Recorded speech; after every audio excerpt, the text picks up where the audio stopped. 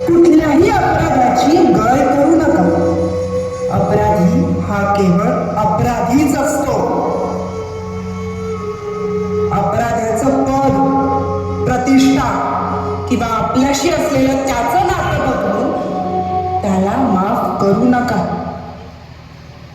युद्धकलेत तुम्ही निपुण आहातच, पण आता त्यासोबतच आई जगदंबेच्या कृपेने तुमच्या आबासाहेबांनी विकसित केलेली युद्धनीती, गनिमी काढा, त्याचा पुरेपूर वापर करा आणि दुश्मनांवर विजय मिळवून स्वराज्य स्थापन करा आणि त्या स्वराज्याचा विस्तार करा.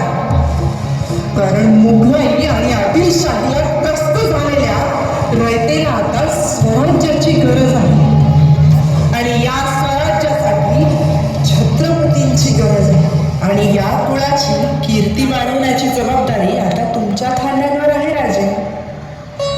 होय आऊसाहेब, आम्ही या कुळाची कीर्ती नक्की वाढवू. आपल्या मुखातून निघालेलं प्रत्येक वाक्य हे जणू आई जगदंबेचं वाक्य आहे असंच आम्हाला वाटतं. तुम्ही कायम आम्हाला प्रेरणा देता आऊसाहेब. तुमच्या आशीर्वादाने आणि आई जगदंबेच्या कृपेने आम्ही स्वराज्य निर्मिती करूच. हर हर महादेव, हर हर महादेव, हर हर महादेव. दुहांगा शिवबा स्वराज्य कार्यात स्वतःला झोप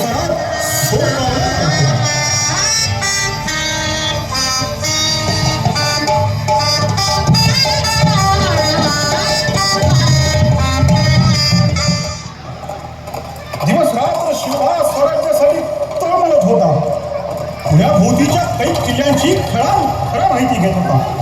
आता शिवबा सवंगड्यांबरोबर होऊ लागला.